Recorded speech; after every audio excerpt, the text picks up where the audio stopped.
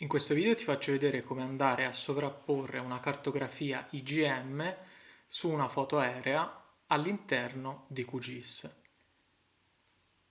Per farlo collegati al sito del Geoportale Nazionale, ti basta scrivere Geoportale Nazionale ed è il primo link. Ti si apre la pagina del Geoportale Nazionale, a questo punto vai su Servizi di rete, a destra vai a cliccare su VMS. Trovi tutti gli URL dei servizi. Per prendere quello della cartografia IGM, in questo caso ti faccio vedere il 25.000, se clicchi qui trovi le caratteristiche di questo servizio. Ti dice che è la cartografia di base in scala 1 a 25.000 con visualizzazione minima superiore a 100.000.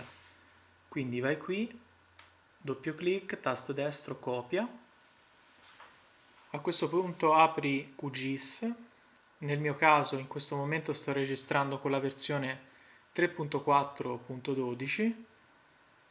Vai su Layer, gestore della sorgente dati, nuovo, lo chiami per esempio IGM 25k o 25.000 come vuoi e vai a incollare l'URL precedentemente caricato. Fai ok, fai connetti, seleziona l'IGM 1 a 25.000 e clicca direttamente su aggiungi. Come vedi non appare nulla perché c'è una scala minima. Ti conviene sempre utilizzare una mappa di base. Io utilizzo in questo esempio Google Satellite. Quindi fai uno zoom in un'area che ti interessa visualizzare come cartografia IGM. Io ho scelto questa zona qui, città di Roma, riordina i layer e come vedi ti si sovrappone la copertura della cartografia IGM direttamente alla foto aerea. A questo punto puoi anche fare una visualizzazione di dettaglio e come vedi facendo tasto destro proprietà puoi anche settare la trasparenza del layer in modo tale da visualizzare anche la foto aerea di base che è collegata in questo caso a Google Satellite. Per caricare anche altre, potresti per distinguere l'IGM cambiare nome, quindi questa è quella 1 a 25.000, potresti caricare anche l'IGM in scala 1 a 100.000 facendo lo stesso procedimento che ti ho fatto vedere per questa cartografia.